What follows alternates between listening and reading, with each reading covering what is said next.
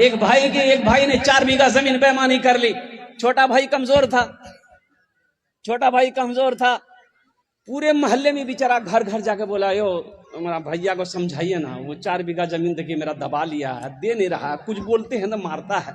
तो लोगों ने कहा कि तू पंचायती बैठा, मुखिया को बोला, सरपंच को बोला, प्रमुख के बोला, पूरे मोहल्ले वाले को बैठाओ, पंचायती करो, वो जमीन कहाँ देगा, एकदम देगा।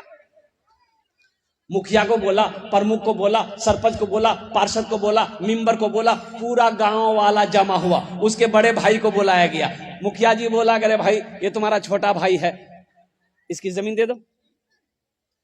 सरपंच साहब बोला, मुखिया साहब बोला, प्रमुख साहब बोला, पूरा मोहल्ला वाला बोला कि नहीं, बात सही है, ये गलत है, छोटे भाई का जमीन नहीं दबाना चाहिए, तुम बड़े भाई हो, जमीन इसको तुम वापस कर दो। तो वो सबकी बात सुना खड़ा हुआ, बोला मुखिया जी हम आपकी भी बात मानते हैं, सरपंच साहब आपकी भी बात मानते हैं, पूरे मोहल्ले वाले आपकी भी बात मानते हैं, लेकिन हम जमीन नहीं देंगे। मान लो कहां। तो लोगों ने छोटे भाई को समझाया कि बाबू सब्र कर लो, नहीं देगा। ये बेईमान नंबर 1 है, जमीन नहीं देगा। छोटे भाई ने सब्र कर लिया कि इसका इंसाफ अल्लाह करेगा।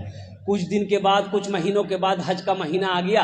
बड़े भाई ने सोचा थोड़ा हज कर लेते। ओहो, हज की पूरी मुकम्मल तैयारी हो गई और कुर्बान जाओ जिस दिन हज में निकलना था, सोचा कि थोड़ा सा हजरत से मुलाकात कर लें, मौलाना निसार साहब की दुआएं ले लेंगे, अल्लाह वाले हैं, इनकी दुआएं लग जाएगी, हम मक्का मदीना पहुंच जाएंगे, सफर आसान हो जाएगा।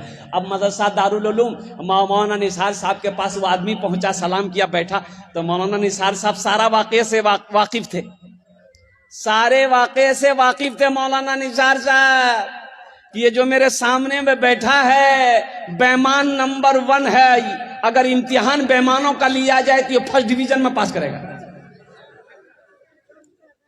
तो मौलाना निसार साहब ने कहा कि कैसे बाबू, कैसे आना हुआ? बोले हे मौली साहब तेरा मालूम नहीं जाओ? बोले नहीं। बोले हम हाँ जाओ में जाइए। बोला अच्छा, हज में जा रहा तो पिछले का मामला फीट फाट है।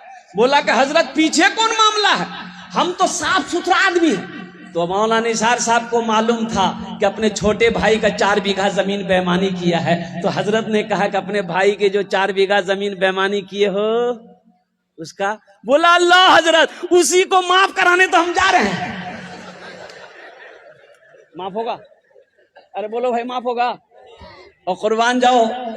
हजरत ने जवाब दिया कि नादान, अरे तुम नारा क्या कहते नाकल है, एक हज नहीं तू 50 हज भी कर लेगा, अल्लाह तेरे हज को उस वक्त तक कबूल नहीं करेगा जब तक बेईमानी की हुई जमीन अपने छोटे भाई की वापस नहीं कर देगा। इसलिए मुसलमानों, नौजवानों, ये दुनिया तफरी का नहीं है, ये दुनिया आराम का नहीं है, ये दुनिया ऐश व इशरत की जगह नहीं है, ये दुनिया इम्तिहान गाह है। यहां इम्तिहान दोगे, इसका रिजल्ट आखिरत में मेरा अल्लाह इनाम अता फरमाएगा, इसका रिजल्ट सुनाया जाएगा, इसका इनाम होगा जन्नतुल फिरदौस।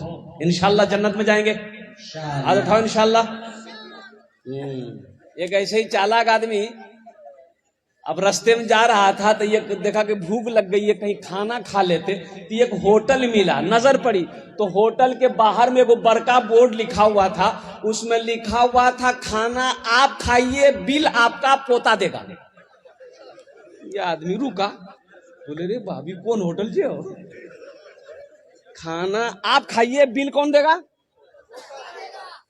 ये आदमी गया अंदर में तो वेटर को बुलाया कि भाई इधर आओ, ये जो लिखे हो ये क्या है, इसका मतलब क्या है? तो वेटर बोला कि मतलब यही है कि खाना आप खाइए, पैसा हम आपका पोता से लेंगे। बोला ये बात सही है? बोला हाँ हो लिख लो ना छे, बात सही है ना छे, तभी ना बोर्ड लगे लच गए। तो बोले बाबू हम तो अभी बिहो नहीं किए।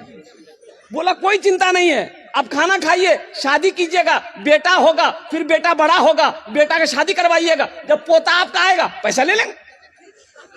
बोला बाबू तो भूखो लगलो जे, बस बेहतरीन खाना खिला हमरा दिल। वेटर खाना लगाया, पेट भर के खाना खाया, पानी पिया, वेटर आया, बिल ला के आगे रख दिया। बोला अरे बिल दी 1000 बिल, तुम तो कहा था पोता देगा।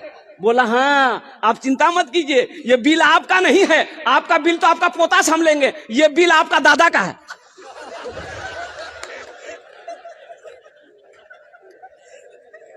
ढेर चालाकी नहीं करना है, इसलिए दिल जमी के साथ बैठे रहिए जब तक बयान हो, जब तक मेरा बयान खत्म ना हो, कोई उठने बैठने का सिलसिला ना हो। इसलिए कि मेरे बाद भी बड़े बड़े जय्यद आलिम दीन तशरीफ फरमा है, जिनकी तकरीर को आपको सुननी है और दुआ करके यहाँ से उठना है। कितने लोग दुआ करके उठेंगे, जरा अपने हाथों को उठाइए इंशाअल्लाह। अल्हम्दुलिल्लाह। अरे सोते तो हर रात सोते हैं, हर रात सोते हैं, अल्हम्दुलिल्लाह हर रात सोते हैं। आज की रात नहीं सोएंगे, क्या बिगड़ जाएगा भाई, क्या चला जाएगा भाई, क्या अल्हम्दुलिल्लाह बीमार पड़ जाएंगे? ऐसी बात नहीं है, कुर्बान जाओ। शायद आज की रात के जगने को, मेरे इस बैठने को रब ने कबूल कर लिया तो आखिरत के लिए बख्शिश और निजात का जरिया बन जाएगा। अल्हम्दुलिल्लाह सुम्मा अल्हम्दुलिल्लाह। और बहुत अच्छा मौका है मेरे भाई, बड़े बड़े अल्लाह वाले यहाँ पर तशरीफ फरमा है, जिनकी दुआएं होंगी उनकी दुआओं पर आप आमीन कहेंगे। अल्हम्दुलिल्लाह सुम्मा अल्हम्दुलिल्लाह। यहाँ पर इस मजमे के अंदर में अल्हम्दुलिल्लाह दुआएं कबूल होगी, इसलिए दुआ करके जाना है। कुछ पैगाम है मुझे आप तक पहुंचाना है इंशाअल्लाह। पहली बात तो हम नौजवानों से कहना चाहेंगे, मेरे बच्चों एक वादा करो कि सुनेंगे, सुनकर अमल करेंगे।